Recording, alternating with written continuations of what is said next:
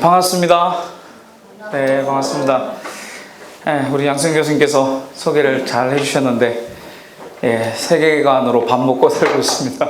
너무 잘 먹어가지고, 제가 계속 찌고 있습니다. 제가 강의를 많이 한 사람인데요. 오늘 여기 강의를 이제 하면서 이제 내일부터도 본격적으로 대학원 강의를 하겠지만, 좀 다르다, 느낌이. 그리고 굉장히 변수들이 많다, 이런 생각이 좀 드는데, 우리 양성 교수님 또 이렇게 계시면 굉장히 든든하고 힘도 나지만, 그 옛날 그 기억이 막 살아나더라고요. 제가 강의하러 왔는데 교수님이 딱 앉아 계시니까 왠지 텀페이퍼 발표하는 듯한 느낌? 많이 길어졌습니다. 좋습니다. 그리고 또 오늘 점심 맛있게 먹었는데 눈이 막 와서 아마 마음에 강의는 들어야 되겠고, 강사가 왔으니까 빨리 맞춰주면 좋겠다, 이런 생각도 드실 것 같고, 저도 10분 일찍 했지만 또 빨리 끝내야 될 것 같은 그런 부담감도 생기고, 아무튼 뭐 여러 가지 그런 부분이 있지만, 오늘 제 이야기는 강의도 강의지만, 제가 아직도 기억에 생생한데, 2003년도에 이제 졸업하고 이제 한국으로 갈 때, 그때는 이제 지금은 교회지만 거기는 그때는 이제 펠로십 미팅을 했던 그런 시기였는데요.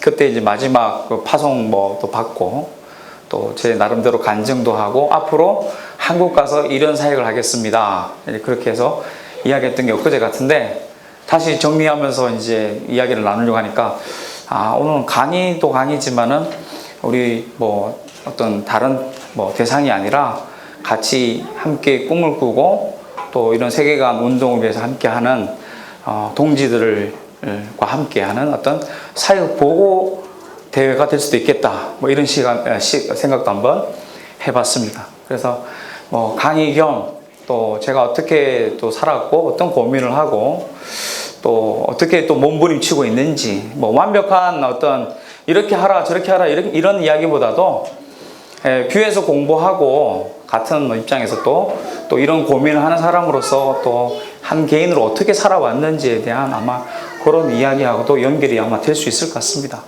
그래서 보니까 아이들이 여기 반 정도가 되고, 숫자가 성도들이, 자녀들이 굉장히 많은데요. 아마 여기 있는 분들도 보면 다 부모 세대이신 것 같고, 그래서 아마 이 부분이 더 공감이 되지 않을까. 그리고 이미 자녀들 다 키우셔도 또 손주들 있으니까. 그리고 저는 이 교회가 사실은 부모만 이런 교육에 관심을 가져서 되는 게 아니라 전 성도들이 같이 관심을 가져야지만이 이 다음 세대 세우는 것이 제대로 될 거라고 생각합니다. 그래서 그런 부분들을 좀 준비한 부분들을 좀 나누도록 하겠습니다. 자, 우리 말씀부터 읽고 한번 시작할까요? 여호와의 종 같이 읽겠습니다. 시작. 여호와의 종 눈의 아들 여호수아가 백성들의 소매에 유다의 경내 브라이브한지 가산 족족 빈장 헤레스 다사였고, 그 세대의 사람도 다 그 조상들에게 돌아갔고, 그 후에 일어난 다른 세대는 여호와를 알지 못하며 여호와께서 이스라엘 위하여 행하신 일도 알지 못하였더라. 아멘. 이 말씀을 볼 때 우리가 여호수아가 나오죠. 여호수아가 어떻게 됐습니까? 죽었죠. 그 다음에 여호수아와 함께 했던 그 세대의 사람도 조상들에게 돌아갔습니다. 죽었다는 뜻이죠. 그러면 여러분, 여호수아와 함께 했던 사람들은 어떤 사람들인가요? 한마디로 말하면 믿음이 억수로 좋은 사람들이죠. 날마다 하나님을 만나고 경험했던 사람들. 여러분, 그러면 그들이 조상들에게 돌아갔다는 이야기는 그 다음 자녀 세대가 이제 성장하고 또 그 역할들을 이어서 해야 되지 않겠습니까? 그러면 그 자녀 세대를 가리켜서 뭐라고 해야 되는 게 자연스럽나요? 다음 세대. 그죠? 다음 세대란 말이 자연스러운데, 성경은 무슨 세대라고 되어 있죠? 이건 제가 잘못 쓴 게 아니고 성경에 이렇게 되어 있습니다. 무슨 세대요? 다른 세대. 저는 이걸 너무 당황스러웠습니다. 왜 다른 세대인가? 근데 저 같은 사람이 있는 줄 알고 친절히 설명해 놨죠. 여호와를 알지 못하며 여호와께서 이스라엘 위에 행하신 일도 알지 못하는 세대. 그러니까 다른 세대를 정의하면 하나님을 알지 못하고 알지 못하니 경험하지도 못한 세대. 이게 다른 세대라면 다음 세대는 뭘까요? 하나님을 알고 날마다 하나님을 경험하는 세대, 이게 되겠죠. 그러면 이제 이 시대에 우리가 자녀들을 키우면서 또 이 교회에 우리 앞으로 이제 미래 세대가 이제 점점 자라고 있는데, 이 아이들을 바라보면서 우리가 던져야 될 질문은, 우리 아이들이 지금 상황에서 다음 세대로 가고 있는가, 다른 세대로 가고 있는가? 이 질문은 가장 중요한 그런 질문이 아닌가라는 생각이 듭니다. 특히 우리 자녀들을 바라볼 때 던져야 될 부모로서의 제일 중요한 질문이 바로 이 문제가 아니겠는가. 그래서 제가 한국에서 이제 강의를 다니면 묻습니다. 엄마들이나 아빠들한테, 여러분 자녀는 다음 세대예요? 다른 세대예요? 그러면 뭐 다들 다음 세대요 이렇게 얘기합니다. 그런데 소망을 이야기하지 마시고 현실은 어떠신가요? 라고 다시 되질문하면 대답을 잘 하십니다. 좀 이렇게 눈빛이 안 좋아요. 이렇게 인상이 안 좋아요. 점점 저는 제가 제 주변에 또 강의를 다니면서 아이들 만날수록 10년 전과 5년 전과 또 다른 게, 점점 다른 세대가 점점 많아지는 게 아닌가. 교회는 앉아있지 그 마음은 이미 멀리 떠나 있는 아이들이 너무너무 많다는 생각이 들어서, 이 교육 사역을 하면서 점점 희망이 생기는 게 아니고, 어쩌면 제가 오늘은 강의도 있지만 사역적인 보고도 있으니까 일종의 푸념처럼 하는 이야기지만, 점점 힘들다. 사역하면서 희망을 더 가지면 좋겠는데, 요즘 유행하는 말로 자괴감도 든다. 이런 생각이 좀 듭니다. 그래서 옛날 이야기지만 오늘날 우리 아이들을 바라보면서, 그럼 우리 아이들은 믿음이 없는 부모 말고요, 믿음이 있는 부모들 밑에서 자란 아이들이 지금 다른 세대로 가고 있는, 오늘날 우리 아이들이 다음 세대인가 한번 고민을 해보고, 오늘 그것에 대해서 다른 세대의 특징들도 한번 이야기해보고요. 그래서 진단해보고, 그 다음에 그럼 이런 상황 속에서 우리 아이들을 어떻게 이 진단 가운데서 교육시켜야 될 것인가에 대한, 다음 세대에 대한 중요한 교육 방향들을 한번 제가 고민했던 거, 그리고 지금 몸부림치고 있는 것을 한번 이야기를 드리고자 합니다. 자, 저는 아이들 교육할 때 뭐 세계관을 공부한 사람이어서 그런지도 있지만, 변화를 추구하는 교육이 진정한 교육이라고 생각하는데요. 그 변화는 행동 몇 가지 바뀌어서 될 문제는 아닌 것 같아요. 결국 진짜 참되게 이렇게 변화될 수 있는 부분은 결국 마음에서부터의 변화가 되지 않을까.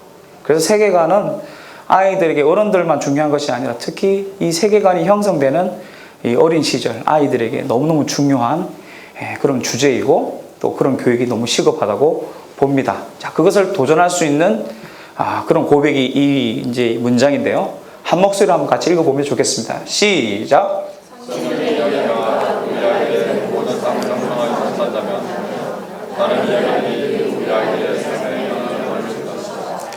아멘, 아멘 해야 됩니다, 이거는.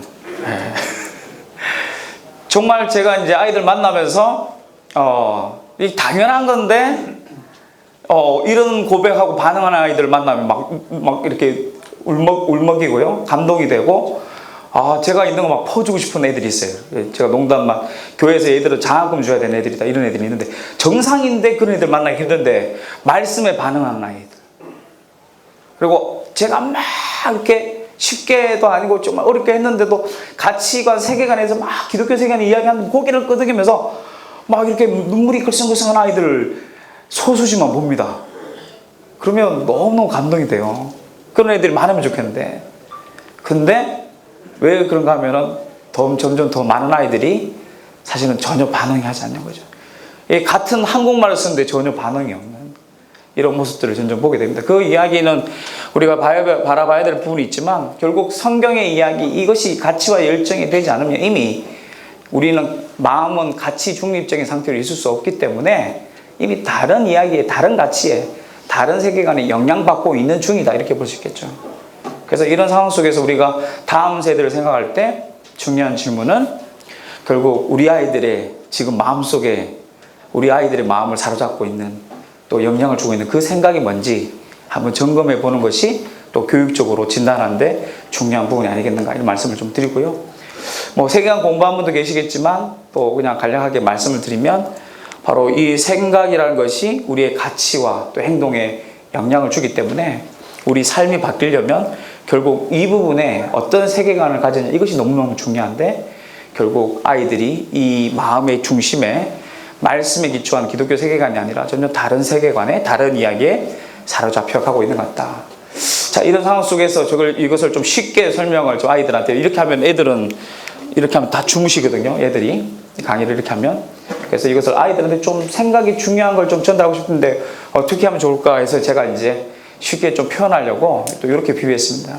세계관이란 말보다도 이제 생각이란 말을 쓰고, 그래서 우리 마음속에 나무가 자라고 있는데 이 뿌리에 해당되는 것이 이제 생각이 되겠고, 그것이 자라면 행동이란 나무가 되고 그것이 열매를 맺는다. 그래서 영어로 Think Action Product에서 이 탭올리라고 제가 이름을 지어봤는데요.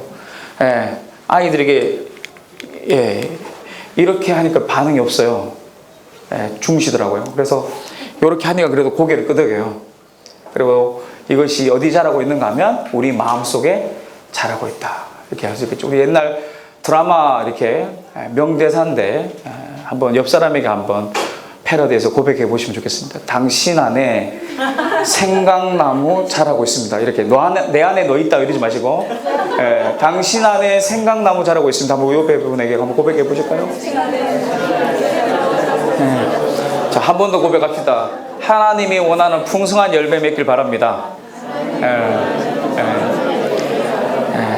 이거 할 때 처음 만나면 어색한데요. 그래서 자꾸 이렇게 해야 돼요. 왜냐면 주무실 때 깰 때 좋은 방법입니다. 시키면.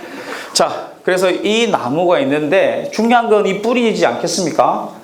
그런데 이 뿌리를 만드는 그 토양 같은, 그리고 연결된 그곳이 바로 세계관들인데, 바로 뭐 여러 가지 있지만 다양한 이 시대의 세계관들이 이렇게 있죠. 다른 말로 큰 그림이라 볼 수 있는데, 아이들이, 우리의 목표는 이런 상황 속에서, 교회만 있는 게 아니라 세상 속에 있기 때문에 바로 이런 상황 속에서 하나님 말씀이 생각이 되고, 그리고 그것이 행동에도 영향을 주고 인생 전체에 열매를 맺는 거, 이게 이제 제가 생각하는 기독교 세계관 교육, 다음 세대 세우는 기독교 세계관 교육이라고 볼 수 있겠고요. 그런데 이제 이것이 쉽지 않은 것은 이것을 잘 심는 작업도 체계적으로 제대로 되어 있지 않고, 동시에 더 심각한 것은 이렇게 하지 않으니까 자기도 모르는 사이에 학교에서나 뭐 미디어를 통해서나 친구를 통해서나 또 심지어 교회를 다녀도 가정에서 또 이런 다양한 전통적 세계관들의 영향을 받고 있습니다. 오늘 뭐 이 이야기를 제가 들려고 하는 건 아니고, 사실 이게 영적 싸움이죠. 세계관 싸움이 바로 영적 싸움인데, 결국 마음이 중요한데 어떤 생각이, 어떤 이야기가 우리 아이들의 마음을 사로잡고 있는가, 그에 따라서 다음 세대와 다른 세대가 결정되어 가는 것 같다. 이렇게 생각해 볼 수 있겠습니다. 자, 그래서 지금부터 사사기 이야기가 아니라 오늘날에 하나님을 알지 못하고 하나님을 경험하지 않는 아이들, 이 아이들의 현대 버전, 오늘날 버전으로 세 가지 특징이 뭐냐, 간략하게, 아마 어려운 내용 아니니까 아마 공감이 되실 것 같습니다. 특히 이제 여기는 좀 밴쿠버라서 좀 다를 수 있지만요, 한국적 상황에서 제가 이제 10여 년 동안 이제 사역하면서 나름대로 정리를 해보면서 이 문제가 좀 초점이 돼야 되겠다라고 생각했던 세 가지 특징을 좀 말씀 먼저 드리는데, 첫 번째는 한번 따라해 볼까요? 행복하지 않은 아이들. 자, 이게 다른 세대의 첫 번째 특징인 거죠. 자, 그러면 아이들에게 한번 물어봐야 되겠죠. 뭐라고요? 너 행복하니? 아빠들도 이러시면 안 되고, 네가 부족한 게 뭐 있어? 옛날에 나는 뭐 그런 분이 아닌데 꼭 그런 분이 있어요. 호롱불 그거 본 적도 없는 분이 호롱불 켜놓고 공부했다, 이런 분이 계셔요. 너는 공부만 해라. 근데 중요한 건 누구의 반응이에요? 당사자들이 어떻게 느끼냐, 이게 중요한 겁니다. 누가 뭐라 해도 상관없어요. 너는 행복할 거야, 너는 행복할 거야, 아니에요. 자기가 볼 때. 근데 이게 이제 그 시사하는 어떤 그런 통계 자료인데요, OECD 국가들을 조사해 보니까 우리 1등 좋아하니까 1등 하는 게 있죠. 행동과 생활 양식, 그 다음에 교육, 그 다음에 물질적 행복은 1등 안에 4위 정도 됩니다. 그럼 정리하면 어떻게 될까요? 새벽별 보고 밤별 오는 애들은 대한민국 애들. 그래서 밖에 가서 뭐 하느냐? 딴짓은 안 하는 것 같아요. 왜요? 공부 잘하네요. 우리나라 애들 공부 잘하죠. 여기도 공부 잘하죠. 영어 못해도 수학은 영재 소리 듣잖아요, 다들. 그 다음에 물질적으로도 전 세계를 비교할 때 부족함이 없는 풍족한 아이들. 자, 그런데 꼴찌하는 게 있죠. 주관적 행복. 주관적 행복. 정리하면 이거죠. 열심히 살고 열심히 공부하고 공부도 잘하고 물질적으로 풍요로운데 결과적으로는 행복하지 않다. 이게 지금 대한민국의 아이들의 다른 세대의 모습이 아닌가 이런 생각을 하고 2011년 자료에서 옛날 자료 같은데 조금 더 최근 걸 보니까 또 변함이 없더라. 여전히 꼴찌다. 이런 부분들 아마 이 피부로 와닿아서 아마 밴쿠버 오신 분도 계실 것 같고 그죠? 그런 대안으로 생각하시고 오신 분도 있을 것 같습니다. 그래서 뭐 자살률, 뭐 또 행복지수, 뭐 흡연율 뿐이겠습니까? 폭력 문제, 그 다음에 어떤 성 문제, 뭐 아이들이 임신하는 문제, 뭐 이런 것들 여러 가지들이 최근에도 제가 어디 강의 갔는데 공부 잘하는 공부 열심히 시키는 동네들 있잖아요. 목 이런 데 있고 뭐 강 이런 데 있잖아요. 가서 강의하는데 최근에도 그런 이야기 들었어요. 이 공부 때문에 좌절해서 자살한 이야기도 듣고 가까운 사람들이 특히 교회에 다니는 애가 뭐 이렇게 되는 부분도 있고 그래서 이런 상황들이 결국 뭐 교회에 안 다니는 애들만의 문제가 아니라 이거는 뭐 상관없다. 지금 청소년들이라면 이 문제에 다 영향을 받고 있지 않겠는가. 그래서 저는 이 사진 볼 때마다 마음이 아픈데 이렇게 한번 해보신 적 있으세요? 초등학교도 이러면 막 이렇게 막 쌤 혼나오죠? 근데 한번 우리가 이제 이 밴쿠버 왔으니까 맨정신으로 한번 생각해 보세요. 이게 정상인가? 이거 아니에요. 너무 마음이 이제 아프셔야 돼요. 당연하지 이러시면 한번 세계관에 한번 회심이 필요할 것 같습니다. 이 정말 마음이 아픈 부분. 결국 공부 때문에 친구가 같이 놀고 격려하는 친구가 아니라 경쟁 상대가 되는 치열하죠. 이 입시 사교육에 대한 이 부분. 이거 해결 안 되면 저는 신앙교육 제대로 하기 힘들다고 봅니다. 점점. 이게 언제까지 갑니까? 뭐 대학교까지 끝나는 게 아니고 취업 때까지 가고 뭐 인생 자체가 또 경쟁이고 이것이 지금 한국의 현실인데 가장 거기에 후폭풍의 영향을 받는 세대가 다 전 세대가 힘들지만 지금 우리 자녀 세대가 아닌가 이런 생각이 좀 들고요. 여기다 예수까지 믿으면 더 힘듭니다. 공부도 해야 되고 신앙도 열심히 해야 되고 그래서 아이들이 더 힘든 상황 속에 있는 이런 부분들.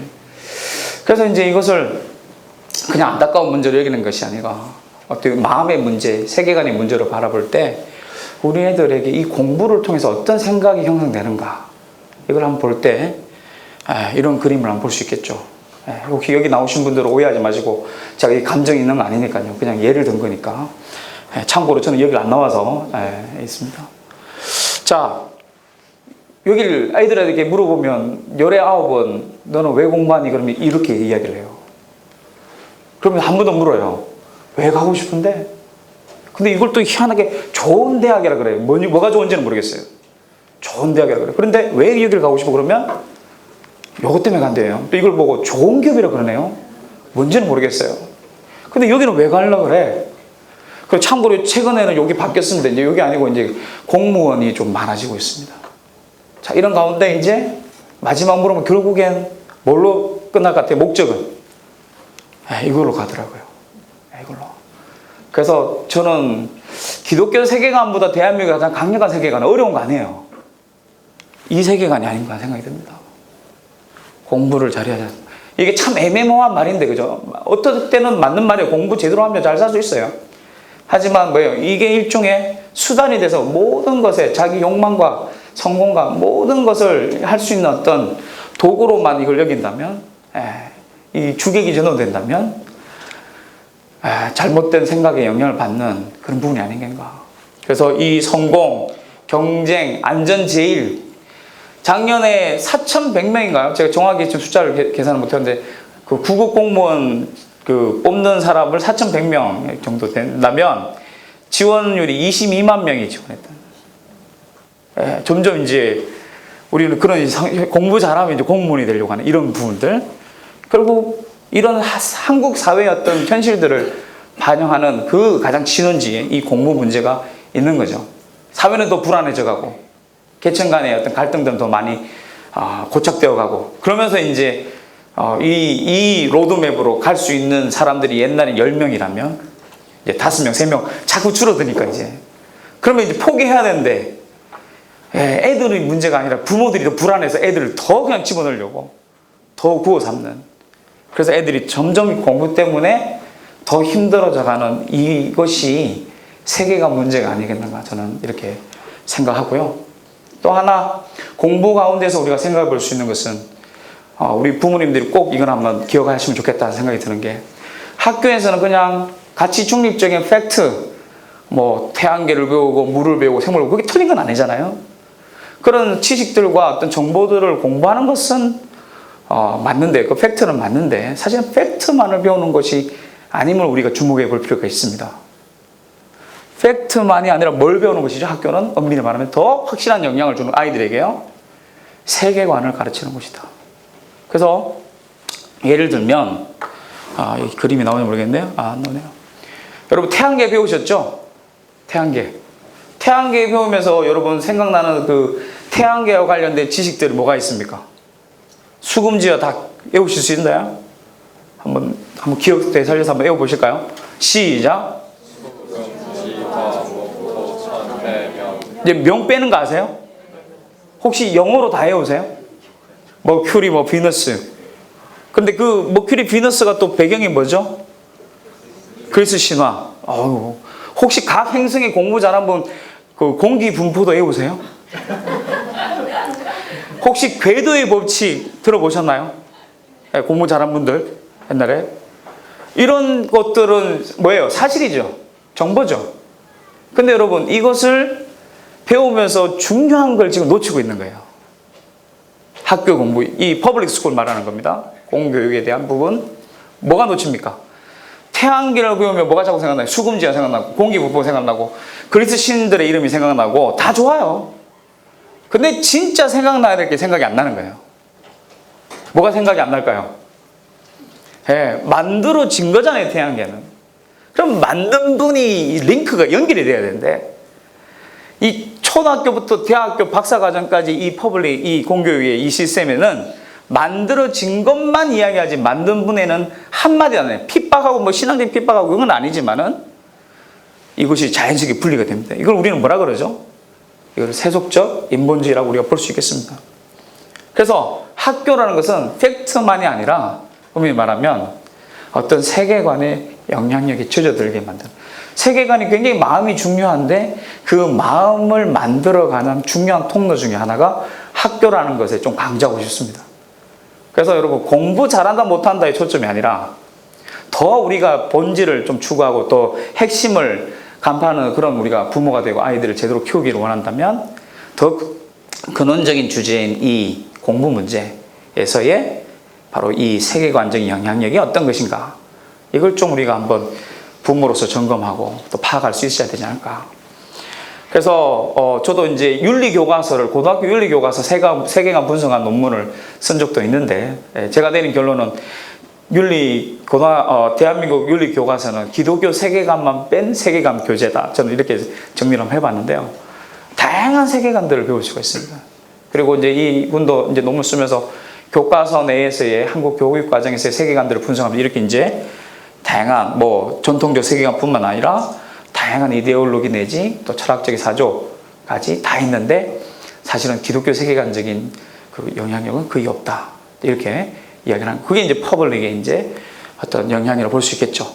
자, 그래서 첫 번째 다른 세대의 특징 공부 때문에 힘들다 이 정도가 아니라 힘든 것보다 더 우리가 초점을 맞춰야 될 주제는 학교라는 것은 어떤 세계관을 가르치는 것이다. 노골적으로도 할 수 있겠지만은 자연스럽게 젖어들게 만드는 것이 학교다. 이 부분을 한번 이 캐나다의 학교를 보내시더라도 기독교 전통이 퍼블릭 스쿨에 남아 있겠지만요. 한국보다는 그래도 한번 생각해 보셔야 될 부분이 아닌가 생각이 좀 들고요.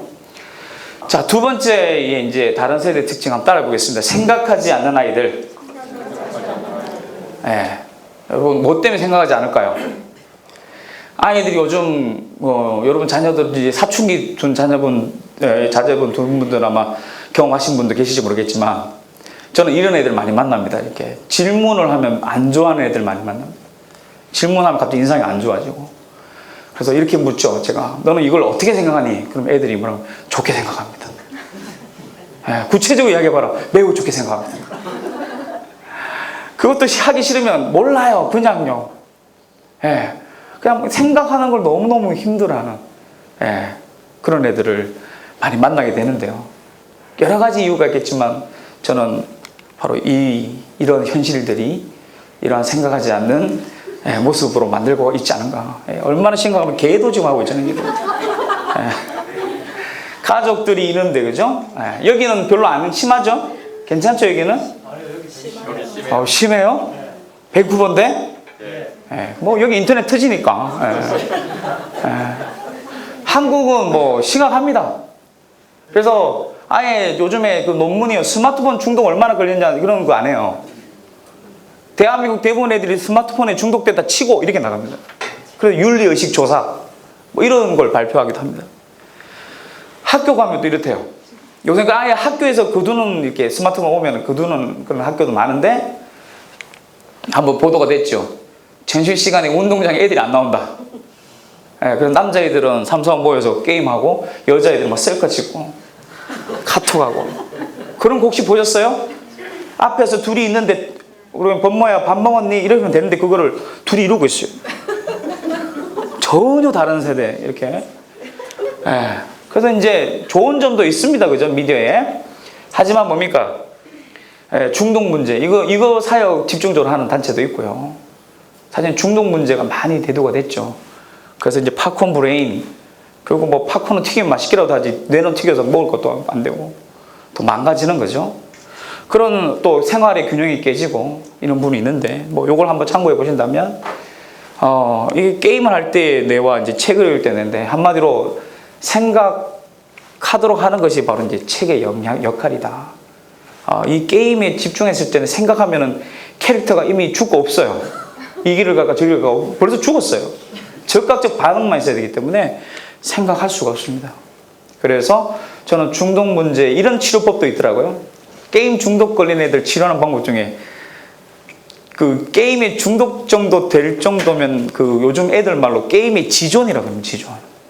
그냥 영웅입니다, 영웅. 그리고 그런 애들 치료하는 방법 중에 자기 게임의 경험담 있죠. 캐릭터가 오래 살아나는 법 이런 거라든지, 게임하는 장면들을 그냥 글로 다 적어내는, 글로 풀어내는 이제 그런 활동을 하면서 결과적으로 게임 중독이 이제 줄어드는 치료가 되는 이런 보고 자료도 있습니다. 아무튼 이 둘 다 미디어인데, 전자 미디어와 인쇄 미디어인데, 저는 이제 제가 미리 결론 말씀드리면, 이 전자 미디어, 여러분 아무리 게임 하라 안 해도 괜찮단 말이에요. 영화 봐 안 해도 봐요. 이 문화이기 때문에, 그죠? 전자 미디어에 익숙합니다. 그래서 이런 흐름 속에서 우리가 해야 될 것은 하지 마라 하라가 아니라 균형 잡는 작업들이 중요하지 않을까. 그래서 간단히 결론만 이야기하면, 전자 미디어 시대에 인쇄 미디어와 균형을 잡을 수 있는 아이. 어차피 또 우리 아이들은 미디어 세대 일꾼이 돼야 되기 때문에 이 두 가지 감각을 같이 균형 잡는 것이 필요하겠다. 저는 이렇게 생각하는데, 제가 이제 작년에 이제 그 미디어 책이 하나 나왔습니다. 하나님 미디어가 뭐예요? 라는 책이 하나 나왔는데, 아이들 교육할 수 있는 책이. 제가 초점 맞춘 것은 중독 문제가 아닙니다. 미디어를 이렇게 중독 문제가 심각해서 중독 문제로 가는 건 좋은데, 중독에 자꾸 맞추다 보니까 치료로 가요, 접근 방법이.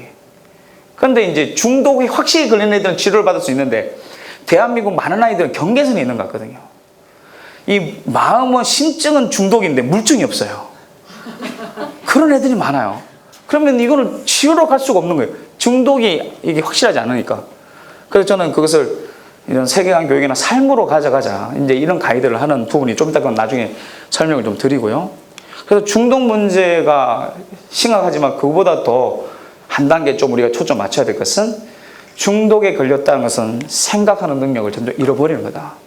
그러면 일종의 폐가 망가지면 그냥 들어온 공기 마시면 정화가 안 되죠.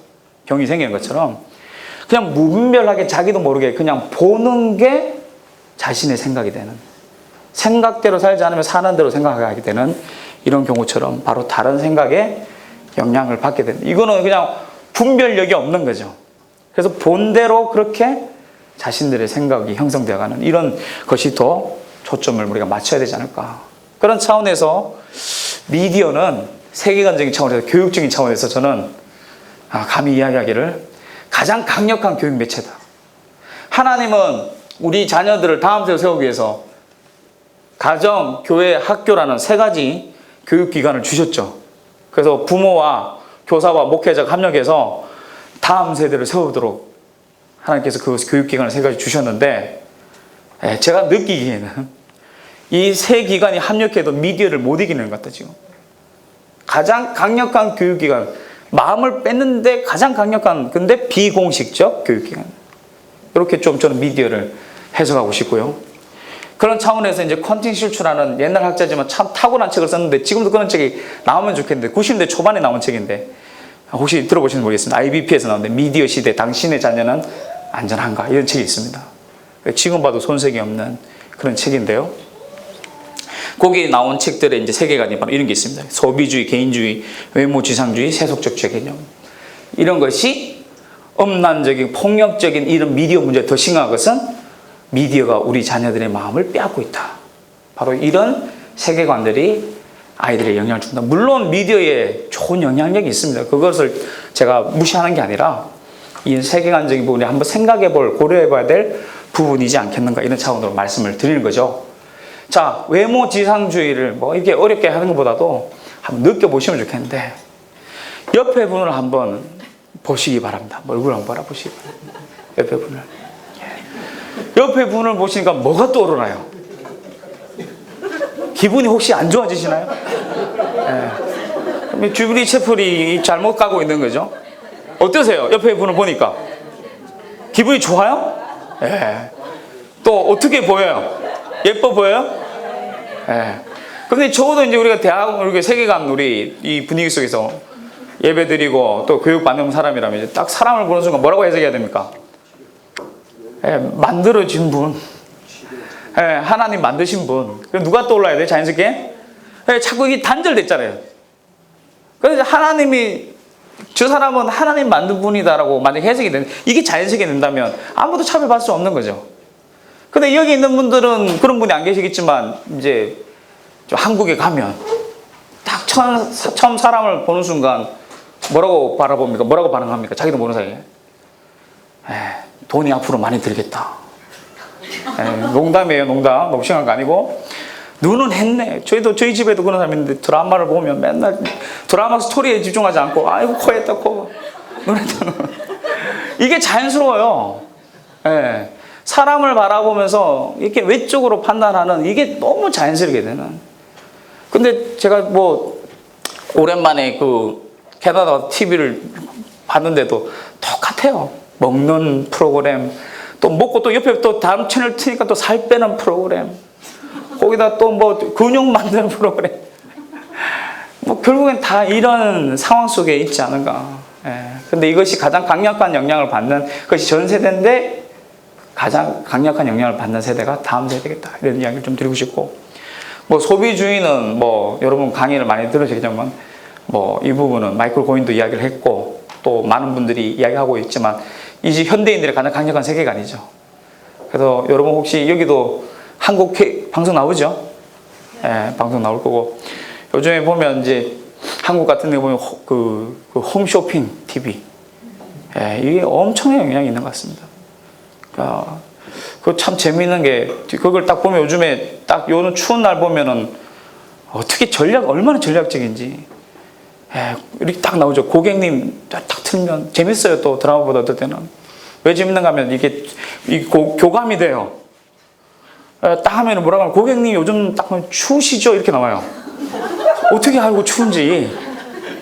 그러면 이제 딱 집중해서 보면 뭐라 그래, 이제 오늘만 50%예요. 은혜를 베풉니다. 그리고 마지막 뭐 하죠? 결단하십시오. 5분 남았습니다. 째깍째깍. 그럼 여보세요? 이러고 있는 모습들이 많단 말이에요. 그 다음날 택배 아저씨 바로 옵니다. 오면 어떻게 해요? 뜯어서 쓰면 괜찮아요. 그런데 그대로 가서 창고에 갔는데 그런 게 이렇게 쌓여있다. 허한 마음을 물질로 달래거나, 그죠? 어떤 자기의 어떤 정체성이나 가치를 이런 소비를 통해서 해결하려고 하는 이런 부분들이 이 강력한 시대적 문화고 그것이 미디어를 통해서 우리에게 전달되는데 가장 영향을 주는 것이 바로 우리 아이들이다. 더 심각한 건 저는 이거라고 봅니다. 모든 게 상대적이죠. 이제 성경적인 죄의 개념이 애들한테 낯섭니다. 교회에서도 죄가 뭐야 라고 이야기했을 때 이야기해요. 불순종요 이렇게 합니다. 그런데 느낌이 안 와요. 애들에게 죄의 개념은 다른 것 같아요. 그리고 영화를 볼 때 권성징악이라는 것이 이미 무너졌고 악한 사람이 마지막 성공하면 그게 선이 되는 이런 스토리들이 점점 드러난 것을 보게 됩니다. 그래서 다양한 세계관들이 있지만 또 이런 영향력을 우리가 한번 체크해 봐야 되지 않을까, 뭐 이런 이야기를 좀 드리고 싶고. 그래서 제가 지금 두 가지 이야기를 드렸어요. 뭐죠? 첫 번째, 행복하지 않은 아이들. 뭐 때문에 그렇다고요? 일반적으로 공부로 인해서. 두 번째는요, 생각하지 않아요. 뭐 때문에요? 그래서 저는 이런 흐름으로 가는 것이 아닌가. 여러 가지 원인이 있겠지만, 다른 말로 하면 우리 아이들 다음 세대로 세우기 위해서 지금 시급하게 해결해야 될 문제가 뭔가. 물론 성경 공부도 열심히 해야 되고 신앙훈련 열심히 해야 되지만, 더 현실적인 우리가 어떤 핵심을 바라보면서 초점을 맞춰야 될 두 가지 주제는 공부 문제와 미디어 문제다. 이 공부 문제와 미디어 문제를 신앙으로 해결하는 것을 경험하지 않으면 다음 세대 이야기는 그냥 외침으로 끝나지 않을까. 사실 이 부분이 정조준돼야 되지 않을까. 특히 세계관적인 측면에서 그렇게 생각을 합니다. 그래서 아이들이 지금 출산율이 감소하는 것도 있지만 실제로 교회를 떠나는 애들도 있죠. 일례로 대형교회, 저도 이제 큰 교회를 다니고 있지만 대형교회에서 많이 일어나는 예 중에 하나가 초등학교 때 아이들이 많아요. 근데 어른에 비해서는 비율적으로 적어요. 근데 그 애들이 중학교 그대로 다 가야 되는데 이 졸업하고 다른 부서로 갈 때 애들이 그냥 팍팍 떨어져 나갑니다. 그게 청년 때까지 이렇게 이어지는 이런 흐름으로 점점 가고 있는 것 같아요. 그래서 각 교단별로 아이들이 줄어들고 또 이런 이제 미래의 이야기 가운데서 주일학교가 점점 훨씬 줄어들게 될 것이다. 뭐 이거는 뭐 우리가 북미주의이기 때문에 또 피부로 와닿는 부분이겠지만 결국 영국에서 지금 일어나는 문제고 북미주의에서 일어나는, 심지어 뭐 제가 호주도 가봤지만 호주에서도 똑같은 일이 일어나고 있고 점점 교회가 이제 고령화되고 그것이 제일 영향을 입고 그 다음에 아이들의 울음소리 또 웃음소리가 들리지 않는 그런 면에서 이 주빌리 채플의 50%가 아이들이라는 것은, 그래서 제가 아까 교수님한테 목사님한테 그 사명서는 너무 좋은데 거기 밑에다가 다음 세대 하나 더 넣어주시면 좋겠습니다. 그런 말씀을 좀 드렸는데 너무 귀한 거죠. 점점 아이들이 줄어들고 있습니다. 그리고 연간 한국에서 중대형 교회가 100개 정도의 중대형 교회가 경매로 넘어가고 있다고 합니다. 제가 이제 다니다 보면요, 여러분도 오셔서 느끼시겠지만 그 교회에 십자가 없어지고 그냥 그 이단 교회 있죠, 하나님의 교회 이런데, 그래서 뭐 경매로 사기도 하고, 심지어 뭐 이렇게 교회 건물인데 제가 직접 봤는데 그 이렇게 스포츠 센터나 상가들이 막 들어와 있는, 교회는 없어지고 이런 일이 현재 진행형이고, 또 뭐 이건 강북에 있는 한 교회라는데 이제 교회가 더 이상 아니죠. 여기 교회가 아니고 여기 십자가 없어졌습니다. 이런 조짐들이 현재 진행형으로 일어나고 있다. 자, 그래서 우리가 신앙적인 교육들이 제대로 일어나지 않음으로써 이제 그리스도인이라는 정체성, 이 세계관적 가치, 말씀에 대한 가치 이런 것들이 상실되고, 그러면서 이 정체성과 관련된 것은 사고방식인데 기독교로 생각한다는 거, 어떻게 기독교를 바라봐야 돼, 이런 훈련은 전혀 안 돼 있고, 그리고 이제 부모들은 점점 아이들이 멀어지니까 불안해서 하지 마라. 특히 믿음 좋은 이제 부모들을 만나면 아이들은 하지 마라 소리를 더 많이 듣게 되는, 신앙과 관련해서. 그래서 이제 신앙 자체를 재미없게 여기는, 재미가 중요한 아이들에게 결국은 아이들이 이제 시간 문제다 떠나는 것은, 이런 흐름이 지금 계속 이어지고 있지 않은가. 이것이 이제 좀 우울한 이야기였습니다. 세 가지 특징이고요. 자, 그런데 이제 이런 가운데서 교회는 점점 교육적으로 침체되고 있죠. 그리고 아까 말씀드린 학교와 미디어를 통해서 전해지는 세계관 분별하는 교육은 사실 교회 교육에서 거의 없습니다. 엄밀히 말해서 교회 교육을 물어보니까 교사 세미나를 이제 다니면서도 또 사람들 만나면서 저희도 보면서 대부분 교회가 평균 1시간 반입니다. 그게 일주일에 1시간 반. 뭐 합니까? 예배 드리고 공과 공부하는 거예요. 그래서 교사 세미나 할 때마다 물어봐요, 교사들한테. 여러분의 소망은 뭡니까? 아이들에게. 그럼 뭐가 나오는지 아세요? 토요일도 예배 교육하자 이런 거 안 나옵니다. 예배가 회복되면 좋겠다. 공과 공부 시간 제대로 운영되면 좋겠다. 그게 소망이더라고요, 많은 교회들이. 그건 뭘 이야기합니까? 1시간 반도 제대로 지금 한 황금 같은 시간인데 그 시간이 제대로 운영되고 있지 않다.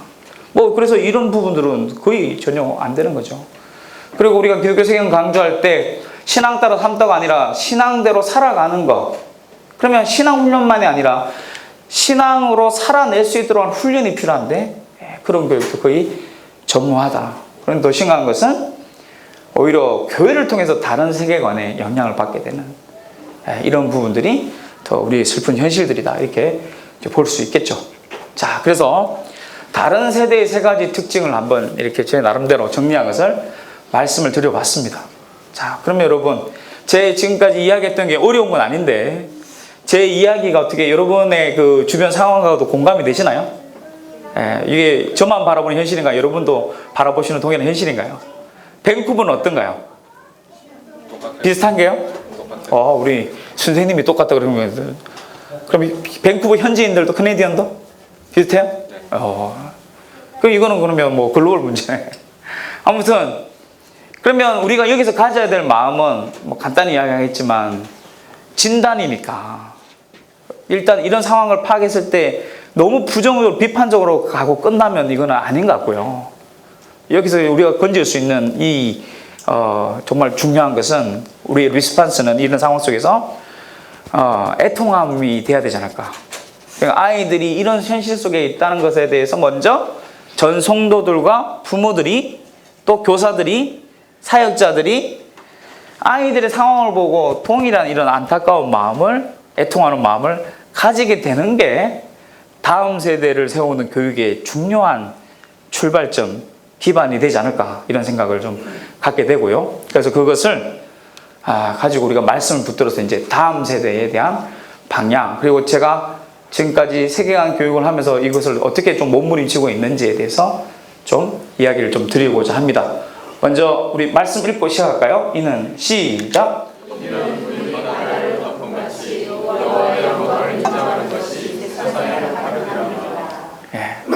이 말씀을 좋아하시더라고요.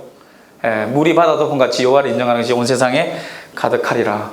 결국엔 우리가 그 역할을 못해도 하나님 우리 자녀들을 쓰실 거다. 또 일꾼들 준비시키실 거다. 그래서 저는 거꾸로 이렇게 합니다. 우리가 줄 서자. 우리가 뭐 하자 이게 아니라 하나님이 원하시는 그 거대한 흐름, 하나님이 이끄신 파도에 우리가 같이 타야 되는데 그게 바로 다음 세대에 대한 문제가 아닌가. 그래서 제가 뭐 이 사역을 해서 그런 이야기가 아니라 교회에서 여러 가지 문제들이 많은데 해야 될 것들이 너무너무 많은데 그 중에서 하나만 딱 고르라면 지금 이 시대에 결국 다음 세대를 온전히 구비시키고 세우는 거 이게 제일 중요한 우리의 사역이 아닐까. 그러면 어떻게 될까요? 참 놀라운 건데요. 제가 깨달은 건데 이거는 다음 세대의 사역을 하면 다음 세대에만 좋은 게 아니죠. 제대로 하려면 첫 단초가 잘 깨져야 됩니다. 결국 뭐예요? 부모가 준비돼야 되고 전 성도들이 여기에 관심과 우선순위를 둬야 되죠. 그러니까 다음 세대를 위해서 살아가면 본인들이 변화될 수 있는 그런 축복이 있다. 저는 이걸 지금도 저도 경험하고 있고 또 저와 함께하는 동역자들과도 이것을 경험하고 있습니다. 자, 그러면 이제 방향이 뭐냐 이런 이야기 좀 드리고 싶은데 공부하는 그리스도의 첫 번째는 우리가 이렇게 한번 잡았습니다. 아까는 그 공부 때문에 행복하지 않는데 그러면 공부하지 말자 이게 대안이 아니라 공부는 해야 되는데 공부에 대해서 좀 중요한 어떤 목적, 새로운 목적, 우선순위를 정립하는 것이 중요하지 않을까. 그래서 하나님의 영광을 위해 공부하는 건데 이것에 대한 또 해석도 굉장히 다르죠. 좋은 대학 가고 뭐 수석하고 이게 영광이 아니라 더 근본적으로는 하나님의 뜻대로 공부하는 것인데 이게 뭐냐 이걸 한번 생각을 해볼 필요가 있을 것 같습니다. 자, 여러분 왼쪽에 있는 아이 오른쪽에 공부하고 있는데요. 우리 아이들의 현실은 어디 있는 것 같습니까? 여기에요? 여기에요? 공부를 아예 안 해요? 이런 애들이 많죠? 이런 애들이 많습니다. 지금 마음이 아파요. 근데 이런 애들도 있을까요? 얘는 좀 광고성이라서 조금 가식적인 느낌도 있지만 제가 사진이 없어서 찾아봤는데 이런 애도 있겠죠. 이렇게 호기심, 공부하는 것 때문에 가슴 설레고 열정, 여기다가 성경 충만까지 받으면 어떨까요? 이렇게 공부하겠죠. 이렇게 열정적으로. 이러면 실제로 이렇게 하면 산만해서 공부 못합니다. 자, 한번 요거 한번 읽어주시면 좋겠습니다. 교육은 읽겠습니다. 시작.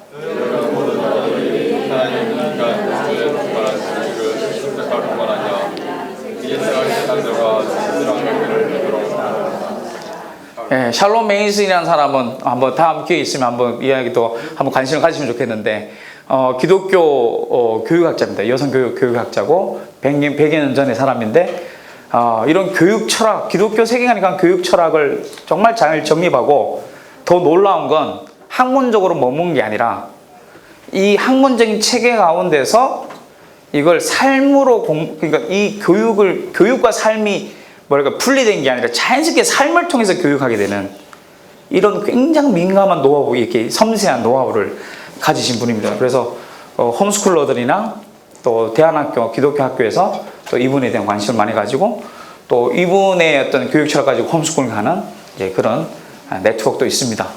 아무튼 아까 말씀드린 것처럼 공부에만 초점 맞추면 결국 성공이요, 힘이요, 지식이 어떤 성공의 수단이 되는 것이 이 시대의 현실이라면, 똑같이 공부하는데 우리의 의미는, 이건 원론적인 이야기고 큰 그림일 수 있겠지만은, 결국 공부가 힘으로 가는 것이 아니라 뭐죠? 공부가 공부할수록 관계가 풍성해지는 것. 결국 분리되었던 진짜와 만나는 것. 공부를 통해서. 그게 뭘까요?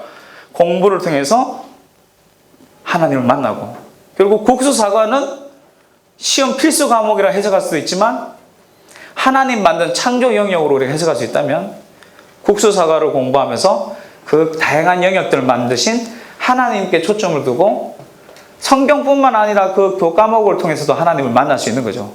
이것이 이제 성경적인 알미고 또 기독교적 교육의 핵심이라고 저는 보고요. 그래서 공부할수록 하나님을 알아갈수록 공부를 통해서 하나님에 대한 지식만 쌓이는 것이 아니고 관계가 풍성해지고, 또 다른 사람들을 또 공부를 통해서 알아감으로써 사람들을 사랑하고 이해하는 그런 마음들이 넓어지고, 더 나아가서 우주, 이 세상 피조 세계를 공부하면서 피조 세계를 통해서 하나님 만날 뿐만 아니라 피조 세계 가운데서의 또 다양한 풍성한 관계를 누릴 수만 있다면, 그 지식이 힘이 아닌 관계를 맺도록 하는 겁니다. 이게 우리가 해야 될 의미가 아니겠는가. 그래서 이런 차원에서 우리가 공부 따로, 신앙 따로가 아니라 이제 많은 교육하는 분들이 이렇게 이야기하고 있는데요. 그냥 여기 요 두 차이는, 이거는 뭐죠? 케이크, 둘 다 케이크인데, 이거는 무슨 케이크입니까? 크림 케이크죠? 안에 뭐가 있습니까? 카스테라. 이거는요, 크림으로 덮은 거죠. 이거는 온전한 공부는 모습은 아니란 말이에요. 예를 들면, 국수사과는 그대로 하고, 또 예배는 따로 드리고, 그러면 뭔가 이렇게 기독교적인 교육이 된 것 같은데, 교과목 속에서는 결국 하나님에 대한 그런 부분에 놓치게 되는, 이걸 이제 비유해서 이렇게 많은 기독교학자들이 이렇게 비유를 하고요. 근데 우리가 이제 추구할 건 이거다. 이게 뭐죠? 치즈 케이크입니다. 뭐가 치즈인지 뭐가 케이크인지 몰라요. 다 녹아져 있어요. 그래서 예배를 드리든 성경 수업을 하든 국어 수업을 하든 그 자체가 뭐예요? 다양한 예배처럼 느낄 수 있도록 이렇게만 될 수 있다면 이것이 최고의 공부가 되지 않을까, 이런 이야기고, 이것들을 잘했던 대표적인 세 사람을 간략하게 소개하면, 여러분 지난번 계십니까 여기에? 왼쪽에 이분 누굽니까? 요하네스 케플러라는 분이고, 이분은 장기를 박사님이시고, 이분은 이제 조지 워싱턴 카바죠. 결국에 별을 통해서 하나님을 만나고 하나님께 영광을 얻던 사람. 그래서 별들이 나의 성도요, 나는 별들과 함께, 나의 성도인 별들과 함께 매일 밤 하나님께 예배 드립니다. 이 고백을 하면서 궤도의 법칙을 발견했던 사람인데, 그죠? 결국 피조 세계를 보면서 하나님을 만난 사람. 그래서 여러분 예배 때 찬양과 기도를 통해서 하나님께 영광 올려드리는 그 느낌, 그 감격, 그 동일한 느낌과 감격이 자기의 연구 분야에서도 별을 보면서 그 느낌을 동일한 경험을 하게 되었다. 이게 영광 아니겠습니까? 이거는 다른 일반 목회자나 어떤 신학자나 할 수 없는 그 전문 분야에서의 할 수 있는 독특한 어떤 그런 리스판스일 수 있겠죠. 바로 하나님 영광일 수 있겠고요. 그래서 또 두 번째는 이웃 사랑인데, 결국 공부를 통해서 이웃을 이해하고 내가 특히 어떤 이웃을 사랑하고 그 사랑하기 위해서 내가 특별히 뭘 준비해야 될지. 그래서 좀 원론적이긴 있지만 저는 일부러 이렇게 해야 된다고 보는데, 공부 열심히 해라 우리는 당연히 애들한테 요구할 수 있어야 되고, 근데 왜 공부해야 돼? 좋은데 아까 그 로드맵이 아니고 바로 네가 제대로 준비하지 않으면 하나님 너에게 맡긴 다른 사람 섬기는 일들을 제대로 준비하지 않은 거니까 네가 지금 열심히 준비해서 그런 준비된 다른 사람을 사랑하는 그런 사람이 되면 좋겠다. 그래서 공부해야 돼. 이렇게 좀 큰 그림, 기독교적인 큰 그림 가지고 동기부여하고 공부에 대한 목적을 이야기할 수 있다면, 이런 의미들을 회복하는 일들이 바로 우선순위에 대한 회복이 아니겠는가. 자, 이 사람은 이제 유명하게 땅콩 박사죠. 땅콩으로 100개 이상의 음식, 먹거리를 발명하게 되고 200가지 이상의 실용품을 발명하게 된 사람인데, 결국 그 땅콩에 땅콩, 치즈, 고기, 우유가 되고자 하는 그 가능성은 하나님이 신겨주셨지만, 우리는 땅콩만 보면 간식만 생각나지만 이 사람은 뭐예요? 그 보이지 않지만 하나님께서 이미 신겨주신 그 가능성을 보게 되는 지혜를 가지게 되고, 그것을 개혁이라 그런데 드러냄으로써 바로 하나님께 영광을 여겼을 뿐만 아니라 바로 세상을 돌보는 청지기로 살아갔던 그런 대표적인 또 인물을 볼 수 있겠습니다. 그래서 공부하는 목적은 바로 이거죠. 바로 하나님을 알고 이웃을 알고 세상을 알아감으로써 관계를 풍성히 하는 것으로 끝나는 것이 아니라 그렇게 그 기반 가운데서 바로 하나님 영광, 이웃은 세상 돌보. 그래서 이제 제가 이제 한 5년 정도 대안학교 이제 여러 번 들어보셨겠지만 샘물학교라는 그 기독교 학교에서도 제가 5년 동안 연구원으로 있었기도 했었는데요. 초창기 때 제가 있으면 너무 행복했던 게 요 세 가지가 이제 교육 철학이 되어서, 그리고 우리 교과목을 뭘 가르칠까. 그래서 교과목에서 이제 성경 수업도 넣고요. 그 다음에 성품 수업을 영어만큼도 가르치고, 성품 수업을. 그 다음에 이제 노작이라고 여러분 애들 농사 일을 지키는데 그것도 수업으로 넣으면서 이제 그런 우선순위를 정비하면서 정말 행복해했던 그런 경험이 있습니다. 그리고 이것이 이제 교육 철학이고, 저는 이것이 가정에서의 양육 철학도 되면 좋겠다. 그리고 아이들에게 이런 부분에 대해서 자꾸 도전하는 이런 일들이 바로 공부하는 그리스도인으로에 대한 중요한 방향이 아닐까 하는 생각이 좀 들고요. 자, 이걸 통해서 우리가 할 수 있는 부분은 이제 스펙, 아까 현실 속에서 초등학교 4학년 인생이 결정된 이런 책도 있지만, 그런 너무 경쟁 속에서 이미 이제 이 임계점을 지난 거죠. 이미 무너져가는 이런 상황 속에서 거기에 경쟁 속에 우리 아이들 내몰리는 게 아니라 이런 상황 속에 제대로 진단한다면 어쩌면 우리가 해야 돼. 어느 대학 가고 어떻게 하면 성적을 올릴 수 있는가, 이게 중요한 것보다도 마음속에 하나님 만드셨다면 이제 이런 이제 이야기가 있는 거죠. 우리 아이들은 활활 타올라야 될 불씨 같은 존재다. 그래서 여러분, 불이 아니고 뭐예요? 불씨입니다. 그런데 그 불씨가 아이들마다 다 다르죠. 그래서 부모와 교사의 역할은, 특히 부모의 역할은 뭡니까? 불씨이기 때문에. 여러분, 저기 정글에서 이렇게 생활하는 사람들 봤습니까? 불이 지표기 제일 중요하잖아요. 그 불씨가 생기는 것도 시작해서 시작되는 건데, 머리가 땡할 때까지 이렇게 활을 불어야 되겠죠. 타올 때까지. 그게 바로 저는 부모의 역할이라고 이제 보고요. 그래서 이걸 발견하는 것이 결국엔 이 경쟁 속에, 이 시스템 속에서 이것에 합류하는 것이 아니고 이것을 초월해서 더 본질로 승부할 수 있는 그런 교육의 방향이 되지 않을까. 그래서 마음속에 하나님이 우리 아이들 독특한 존재로 지으셨는데, 그 독특함과 연결된 불씨를 발견하고 활활 타올 때까지 불 수 있는 그 역할이 바로 부모와 교사들의 역할이겠다. 초등학교 6학년에서 중학교 1학년 올라오는 아이를 한번 상담한 적이 있습니다.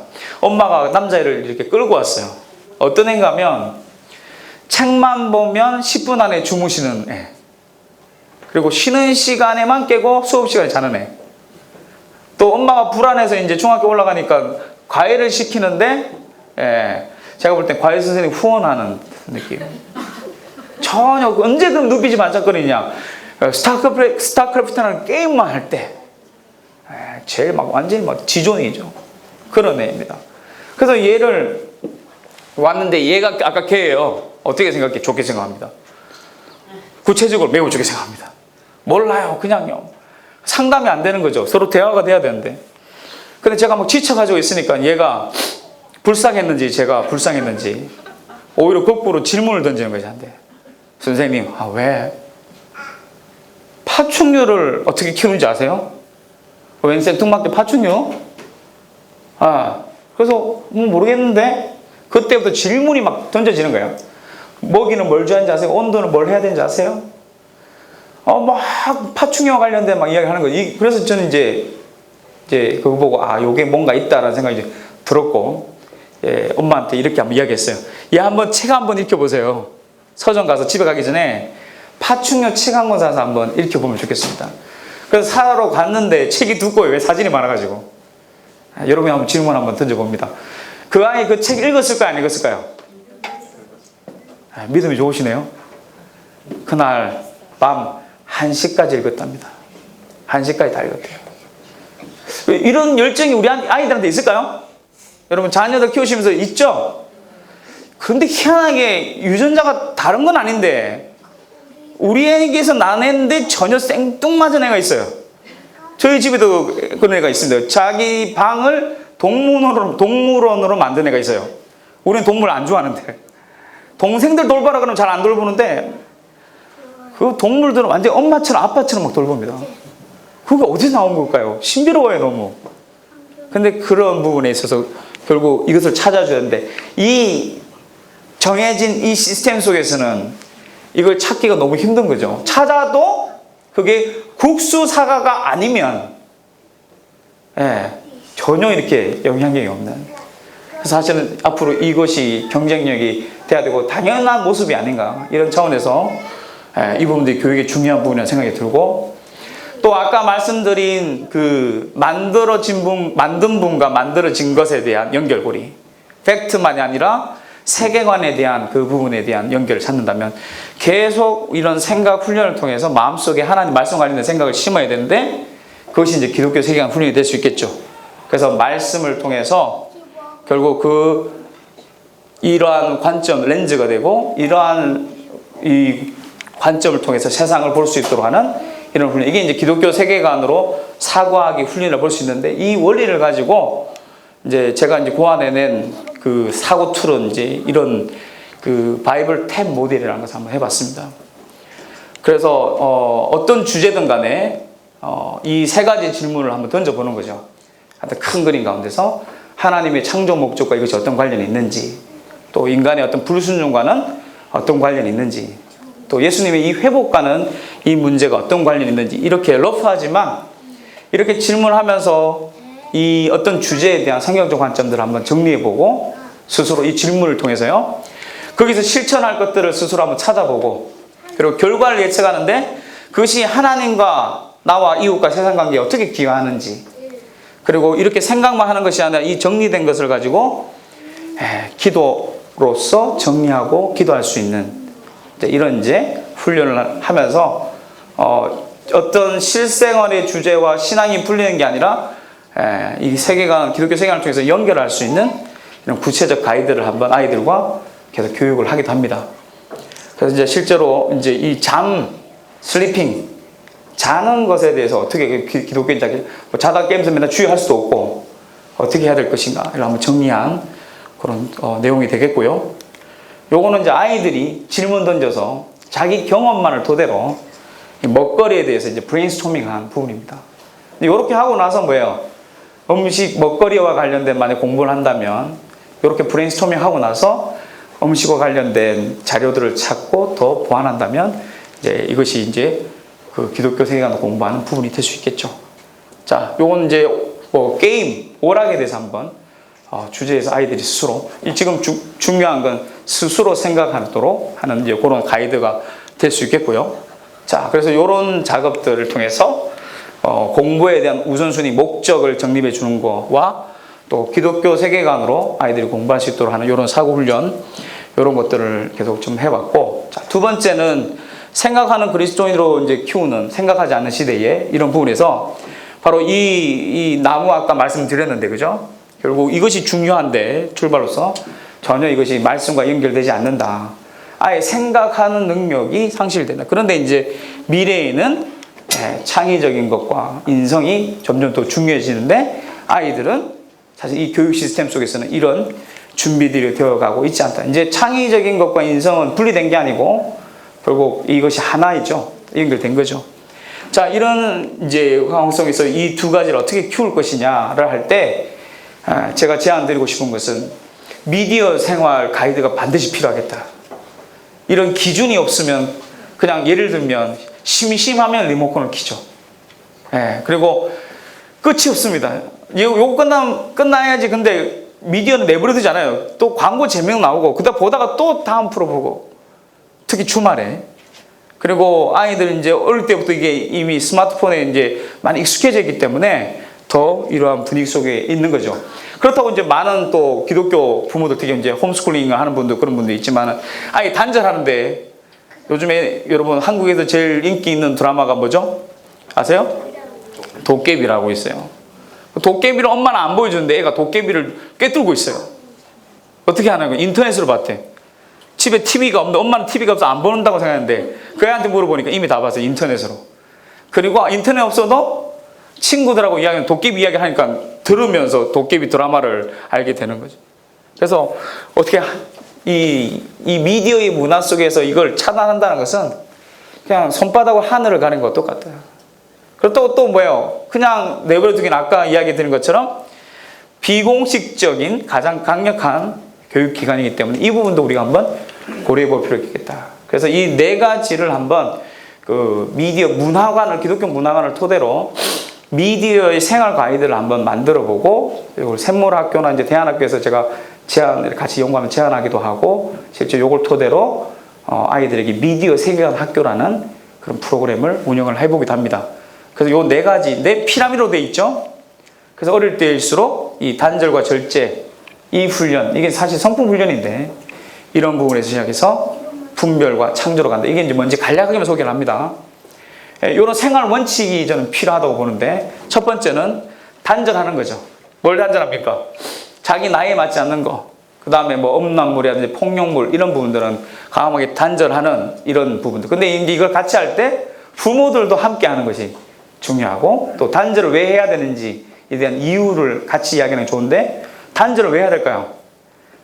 단절의 유익은 단절을 해봐야지 자기가 중독걸린지 알 수 있고, 단절을 해봐야지 뭐예요? 이 우선순위가 밀려 있다는 것을 이제 재정립할 수 있는 이제 그런 부분이 되겠죠. 그래서 같이 이렇게 단절에 대해서 미디어 생활 어떻게 할 건지 구체적인 실천들을 온 가족이 한번 계획 세우는 것, 이런 것들이 한번 필요하겠고, 그리고 스마트폰 같은 경우도 나쁜 건 아니잖아요. 근데 이제 아무리 좋은 것도 뭡니까? 너무 치우쳐서 이렇게 생활이 불균형 될 수도 있단 말이에요. 그럴 때는 뭐예요? 일시적으로 단절하는 것도 필요한데, 참고로 이제 기독교 학교 같은 경우는 이제 3월달, 9월달 한 달 동안 단절하는 그런 학교들이 있습니다. 아예 금식을 합니다. 한 달 동안. 9월달, 3월달 되니까 애들이 집에 갔다 오니까 그 눈빛이 이상해 와요. 이 수업이 진행이 안 돼요. 그래서 한 달 동안에 이 모든 걸 가능하면 완벽하진 않지만 캠페인을 여는 거죠. 공동체적으로. 혼자 하면 힘든데 공동체로 하니까 애들이 또 잘 따라옵니다. 그래서 이제 한 달 하고 나면 다시 이제 경청하게 되고, 성품은 그때 또 경청 훈련을 시키고, 그러면서 여러 단절에 대한 부분들을 훈련시키는 부분이 있고, 절제는 미디어 생활을 하되 정해놓고 미리 정해놓고 그 시간에만 충실할 수 있도록. 그래서 여러분 그 프랑스 육아 엄마의 그 센세이션 한번 이런 적이 있는데, 유튜브에다 뭐 그게 한번 뜰 수 있는데요. 아이가, 남자애가 6살짜리가 게임을 하는데 미리 시간을 딱 정해놓고요, 엄마하고 이야기하고 게임을 재밌게 합니다. 근데 엄마가 하는 일은 알람만 하나 맞춰줘요. 그래서 놀라운 일은 게임을 하다가 아직 게임이 끝나지 않는데 딱 시간이 지나서 알람이 울리니까 애가 바로 끕니다. 그걸 하고 엄마들이 막 그거에 굉장히 도전을 많이 받았죠. 왜냐하면 우리는 5분도 싸움이 많거든요. 그래서 이 절제 훈련, 이게 그냥 미디어 그냥 이렇게 규칙 지키고 이게 아니라 가장 성품 훈련, 밀접한 성품 훈련과도 관련이 될 수 있고, 이걸 잘해야지만 뭡니까? 삶의 일부분으로, 미디어를 생활의 일부분으로 우리가 가져올 수 있다. 그리고 또 하나는 미디어에게 이미 많이 빼앗겼던 좋은 것들이 있지 않습니까? 그것을 이제 다른 말 대체 활동이라 그러는데, 이런 다양한 대체 활동들을 할 수 있는 그런 또 유익들이 있다. 이것이 이제 삶을 윤택하게 하는 거고, 여기는 더 이런 부분들이 더 많이 누릴 수 있죠. 그리고 또 하나는 유익은 뭘까요? 단절과 절제 유익은 이게 또 중요한데요. 미디어와 특히 관계, 특히 가족과의 관계, 특히 부모와의 관계는 반비례 관계다. 그래서 미디어에 더 노출될수록 이 부모와의 관계들 한번 생각해 봐야 되고, 부모의 관계들이 또 대화가 되고 관계가 좋을수록 미디어에 대한 절제력이 더 좋아지더라, 이런 이야기죠. 그래서 이런 시사점들, 미디어에게 너무 중요한 우리 시간들 많이 뺏긴다면 관계와 또 좋은 중요한 일들 하는 것에 대해서 우선순위가 밀리는데, 중요한 거 빠지면 몰라요. 멈춰야 비로소 보이는 이런 부분들. 어른들도 저는 똑같다고 봅니다. 드라마 묵상하는 분 계시죠? 또 요즘에 40대 50대 아빠들도 게임에 빠져서 요새 스마트폰 게임에 빠져서 그렇게 사는 분도 많고, 그래서 이런 부분은 전 세대 문제인데 아이들이 필요하겠다, 뭐 이런 부분들이고요. 자, 분별은 어차피 영화 미디어나 이런 부분들을 볼 수 있다면 이런 부분에서 우리 여기 필터링처럼 기독교 세계의 역할은 우리가 좋은 것은 받아들이되 또 아닌 것에 대한 분명한 정리들을 할 수 있는, 그래서 이 부분은 뭐 좋은 영화도 있고, 그죠? 다른 세계관을 가진 아이들 영화인데, 이런 영화들을 보면서 이제 질문을 던지고 서로 대화하고 또 이런 생각할 수 있도록 하는 그런 질문들을 통해서 세계관 훈련까지 시킬 수만 있다면 좋은 분별 훈련이 될 수 있는데, 제가 이제 저희 집에도 하고 아이들에게 이제 제안하는 거는 부모들에게 영화 보고 그냥 재밌게 끝나지 말고 한 5분이라도 함께 좀 이야기 나누면 어떨까, 영화 보고. 그런데 매번 영화 볼 때마다 그러면 재미없으니까 하나 정도 이렇게 해서 제대로 영화 보고 생각 나눌 수 있는, 그래서 이렇게 하죠. 영화 보고 나서 영화 어땠어? 그러면 애들은 아까 뭐라 그런다고요? 좋았어.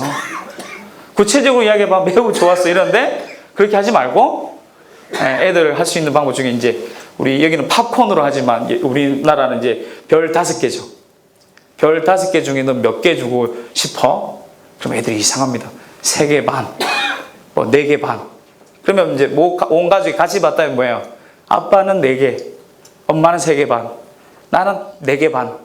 이렇게 하면서 뭐죠? 왜 4개 반 줬어? 라고 물으면서 자연스럽게 이야기하고, 또 이야기 안 한다면 부모부터 먼저 그렇게 이야기 나누면서 자꾸 영화를 하나의 도구로, 대화의 도구로 활용해서 이야기 나누고 서로 경청하고 생각들을 나눌 수 있다면 어쩌면 우리가 자연스럽게 삶 속에서 할 수 있는 중요한 분별 훈련이 될 수 있겠다. 그래서 제가 그냥 간략하게 설명을 드린 건데 이건 중요한 부분이라서 그냥 소개를 했습니다. 적용도 하시라고. 4가지 미디어 생활 원칙. 그러니까 하지 마라 무조건 이것도 아니라, 그냥 알아서 해라 이것도 아니라, 이 분리와 이 동화, 이 둘 사이에 우리 4가지의 이 균형들을 점점 잡아가는 이런 부분이 필요하지 않을까. 그래서 마지막에 이제 하나는, 요거는 지금 한국에서 이제 미디어 교육이라고 하면 이 부분이 제일 많은데요. 특히 영화 만들기 이런 교육을 많이 합니다. 미디어 교육이나 이런 거로. 그래서 저는 너무 좋은 재미있는 아이들의 호대에 맞는 교육이라고 봐요.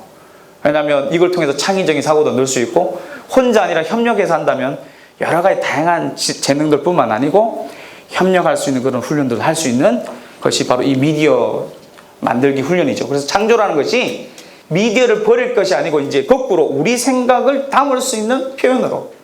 그래서 이제 미디어 리터시 해석하고 근데 끝나는 것이 아니라 이제 그 쓰는 것 대신에 이제 미디어를 가지고 표현할 수 있는 이런 교육들인데, 바로 이제 제가 직접 이제 아이들하고 했던 작업입니다. 이제 이게 초등학교 4학년에 이제 찍은 사진이에요. 동네 다니면서 네가 볼 때 재밌는 모양이 있으면 찍어와라. 그래서 이걸 찍어왔는데 이 아이가 원래는 이게 뭐죠? 오토바이인데 이 사진 제목을 뭐라고 썼을까요? 개미라고 썼습니다. 개미. 어떤 애는 다른 오토바이 비슷한데 외계인이라고 지었어요. 뭐 자기 마음이죠. 자, 그 다음에 요걸 찍어 왔어요. 이 제목을 뭐라 그랬을까요? 예? 코끼리가 보여요? 이야, 대단하고 존경하시네. 하나는 안 보이시네, 근데. 안경 낀 코끼리래요. 여기 밑에요, 하루에 수백 명이 지나갑니다. 근데 이렇게 한번 본 적이 없죠? 요런 재미가 있어요. 요거는 이건 작품입니다. 이걸 뭐라고 지었을까요? 거미입니다. 근데 이게 뭔지 아세요? 예, 우산 찢은 거 버려놓은 거. 그거 찍은 거예요, 각도 맞춰서. 그래서 자기 웃는 얼굴 찍고, 애들 친구 재밌는 얼굴 찍고. 그리고 어떤 애는 제가 사진 안 가져왔는데, 생각을 네가 보고, 아, 저거는 생각이 담겨있다. 그거 한번 찍어봐라. 그러니까. 어떤 남자애가 술집 광고 그 유리창에 있는 큰 사진을 찍어 왔어요. 아빠 둘이 막 웃으면서 술 마시는 사진을 찍어 왔고, 제가 그 이야기 듣고 학부모 모임 때 한번 이야기를 했는데, 정말 마음이 웃으면 우프다, 알아요? 우프다? 예, 이렇게 이야기합니다. 이곳은 우리 아빠들을 행복하게 하는 곳인가 봐요. 웃으니까. 그런데 정작 우리 집에서는 이런 얼굴을 본 적이 없어요. 우리 아빠요. 마음이 아프지 않습니까? 그래서 이런 소통의 통로가 될 수 있다, 미디어가. 특히 이 시대는. 이게 버릴 게 아니다는 거죠. 그래서 이 네 가지에 대한 이런 부분으로 좀 균형 있게 애들에게 그냥 단절도 아니라 무조건 하라는 것도 아니라 좀 생활로 가져오는 이런 교육들을 해야 되잖아요. 이게 이제 제가 하는 미디어 생활 교육이고요. 그래서 요 네 가지 꼭 기억하시면 좋겠습니다. 이게 생각하지 않는 시대에 생각하는 그리스도는 미디어 생활을 제대로 해야 된다. 네 가지 뭐였죠? 첫 번째, 단절, 절제, 분별, 창조. 다 외우셨네요. 공부 잘하시네요. 그럼 이 네 가지를 오늘 더 적용하시려면 집에 가셔서 아이들하고 각자가 이 네 가지 이 원칙 속에서 내가 할 수 있는 실천 사항들을 저보고 같이 한번 실천해요. 이 혼자 애들한테만 시키지 마시고 같이 한번 해본다면 좋은 유익들이 있을 겁니다.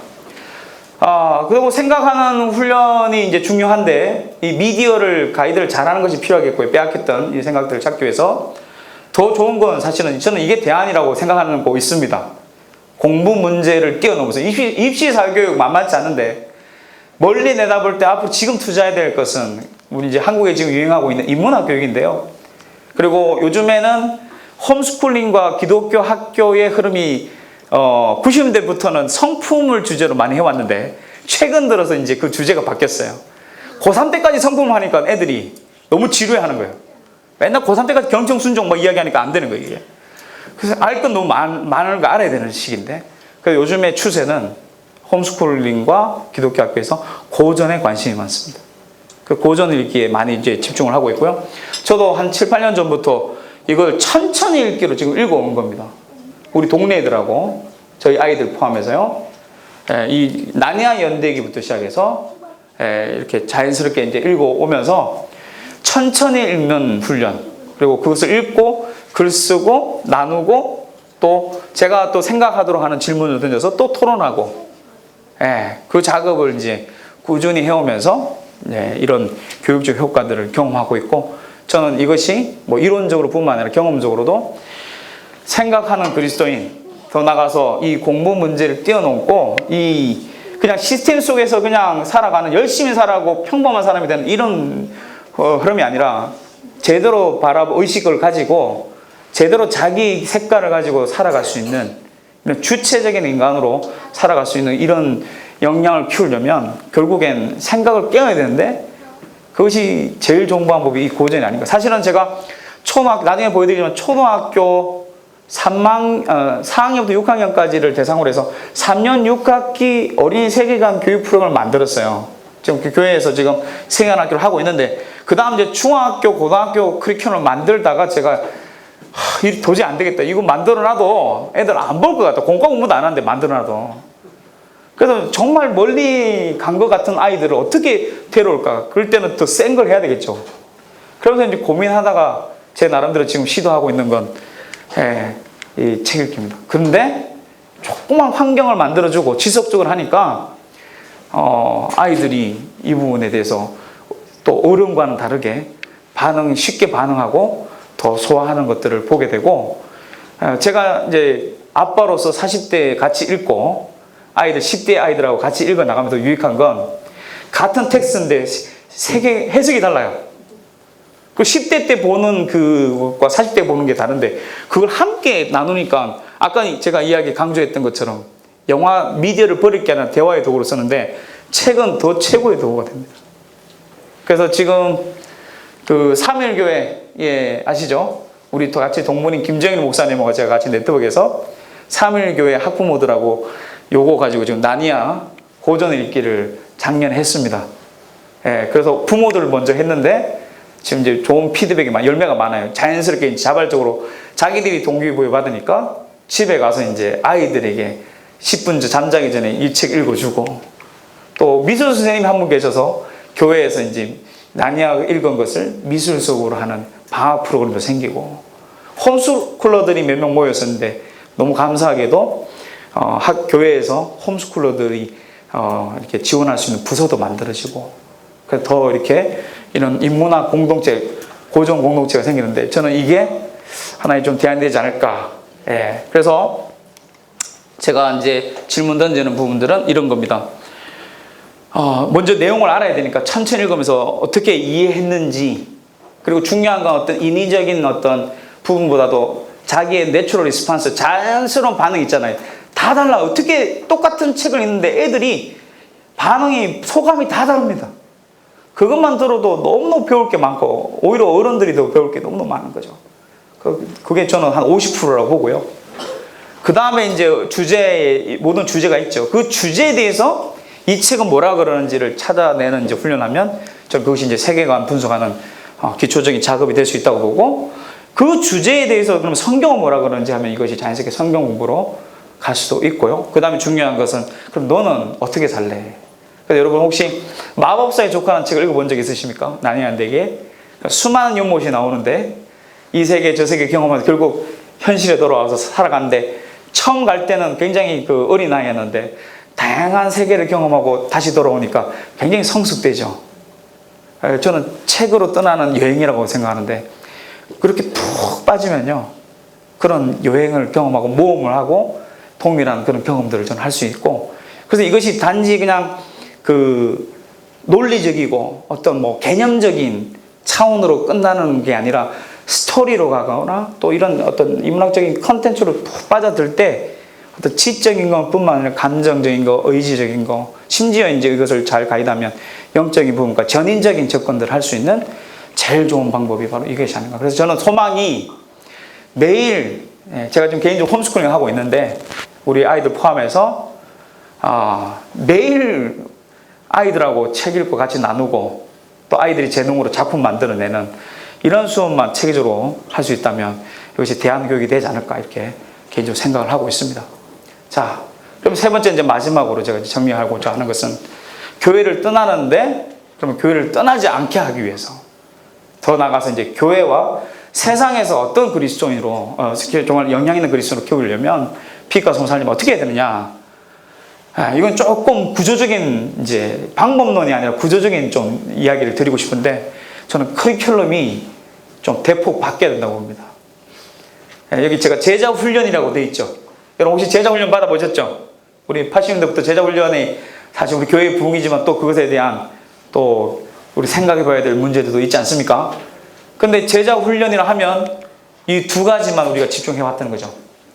하나님 만나면 어떻게 해야 되죠? 날마다 동행하는 신앙 훈련. 우리 성교단체 훈련 하시는 우리 간사님들 계시겠지만, 이걸 이제 이 두 가지, 릴레이션십과 릴리전, 이게 제자 훈련이었습니다. 이건 틀린 게 아니죠. 근데 이게 전부는 아니란 말이에요. 근데 세 번째가 있는 거죠. 우리의 삶이 있는 거죠. 근데 제자 훈련이 만약에 이 두 부분에만 초점이 맞춘다면, 이 부분이 전혀 영향을 주지 않는다면 어떤 일이 벌어집니까? 아까 우리 세계관을 말하면 이것은 일종의 비헤이비어, 행동 양식, 삶이기 때문에 성경의 이야기가 우리 삶에 영향을 주지 못한다면 다른 이야기가 우리 삶을 형성할 것이다. 그래서 신앙훈련은 열심히 받고 믿음 고백을 하는데 이게 삶으로 이어지지 않으면 뭐예요? 다른 세계관에 영향을 받게 되고, 심지어 어떤 일이 납니까? 이것도 체계적으로 되지 않으면 트로이 목마처럼 이 여기서 전달된 세계관이 이렇게 침투해 들어오고, 이것이 지금 다음 세대가 교회를 떠나는 그런 부분이에요. 그러면 이것이 그냥 온전한 게 아니라 오히려 적극적인 다음 세대를 세우기 위한 방법으로, 대안으로 당연히 해야 되는 거지만, 바로 제자 훈련이란 이 세 가지를 다 담고 있어야 된다. 한마디로 말하면 신앙대로 살아내도록 준비시키는 것이 제자 훈련이지, 신앙 훈련만이 제자 훈련이 되면은 틀린 건 아닌데 그것이 전부라고 보기는 힘들다. 근데 이제 많은 경우는 이것이 우리 이제 이원론적 세계관 이야기하지만 사실은 이것을 연결해야 되는 것이 기독교 세계는 저는 역할이라고 보고요. 그래서 이제 기독교 세계는 기초한 제자 훈련이 필요한데 한번 읽어보실까요? 신앙훈련, 신앙생활 시작. 신앙생활뿐만 아니라 일상의 삶, 공부, 미디어,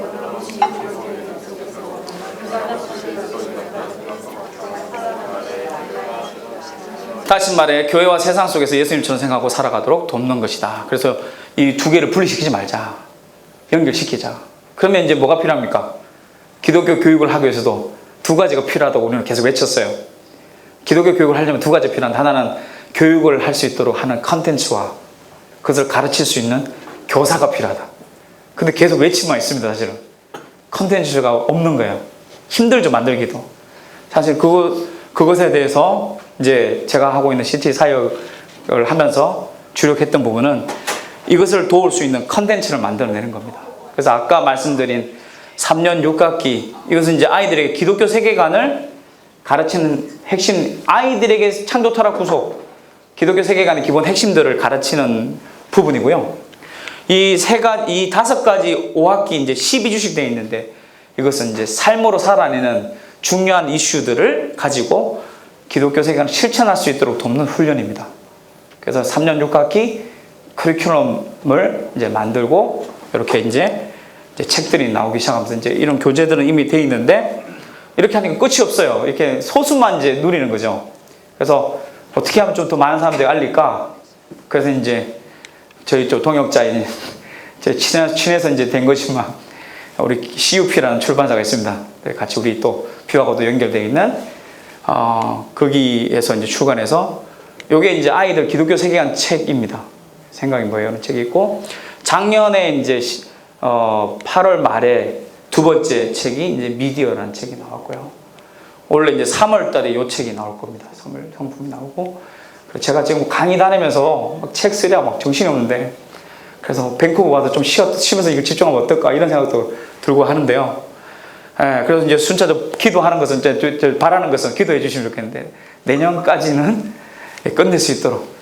예, 그래서 제가 이걸 지금 2010년부터 아마 시작했으니까 17년이니까 10년 안에는 이걸 끝내야 되지 않을까. 예, 그런 생각을 갖고 지금 하고 있습니다.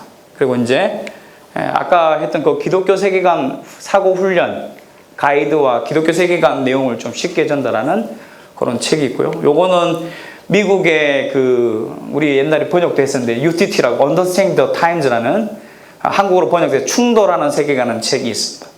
그게 여러분 고등학교 홈스쿨링 교재예요. 세계관 교재입니다. 그 책을 우리나라 버전에 맞게 몇 교수님들하고 같이 연구해서 교재로 만든 책인데 제가 이제 담당했던 것은 윤리학하고 사회학을 편제한 겁니다. 그래서 이런 책들을 내면서 앞으로 컨텐츠를 계속 개발하고 또 저 혼자가 아니고 이제 이것을 가르칠 수 있는 그런 지도자들을 양성하는 것이 이제 저의 꿈입니다. 자, 정리하면 교회를 떠나지 않도록 하기 위해서 필요한 이제 3가지 조건. 이것은 이제 엄밀한 세계관의 책에 나오는 부분이고 굉장히 저한테 도전됐던 책인데 내용인데요.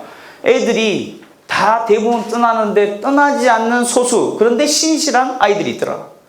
교회에서도 신앙생활 잘하고 교회 바깥에서 정말 잘하는 정말 신실한 아이들이 있는데 소수의 아이들이죠. 그 아이들이 너무 귀하고 신기해서 누가 조사를 했나 봐요. 그래서 공통점 3가지를 찾았는데 이게 우리한테 시사한 거 있습니다. 첫 번째, 멘토가 있었다. 어떤 멘토인가요? 중요한 건 신앙 훈련만 시키는 멘토가 아니라 뭐예요? 살도록 도왔던 멘토. 이게 핵심이고, 두 번째, 공동체가 있었다. 또래 집단을 이야기합니다. 근데 노는 또래 집단이 아니고 놀 땐 재밌게 놀아야 되지만 신앙적 가치를 공유할 수 있는 그런 또래 집단. 그 다음 3번째, 아까 이야기했던 신앙으로 살아내는 세계관 훈련을 받았다 이거죠. 그래서 이 3가지 여러분 전제 조건인데 이걸 우리한테 적용한다면 여러분 어떤 사람이 멘토가 되는 게 가장 적절하겠습니까? 이게 오늘 결론입니다. 이제 여러분이 이야기하셔야 돼요. 누구예요? 왜냐하면 살아내야 되니까. 그래서 이제 아무리 이제 지금 뭐 제가 청소년 사역 단체 같이 네트워크도 있지만 네트워크도 하고 있지만 이제요 어떤 뭐 슈퍼맨 울트라 사역자 여전히 필요하지만 이 삶으로까지 가이드하는 데는 한계가 저는 있다고 봅니다. 결국 부모가 그 역할을 감당하는 거. 그리고 또래 집단 만들어지려면 어떻게 해야 될까요? 이런 부모들이 같이 공동체를 먼저 만드는 거예요. 그러면 또래 집단이 만들어지는 거죠. 그런 가운데 그냥 와서 뭘 하는 막연한 게 아니라 신앙으로 살아낼 수 있는 훈련을 시키자. 누가 합니까 그러면? 부모들이 함께 모여서 이렇게 하는 교육 공동체가 만들어지는 것이 대안이 되지 않을까. 그래서 제가 오늘 내린 결론은 이겁니다. 같이 읽어보겠습니다. 시작.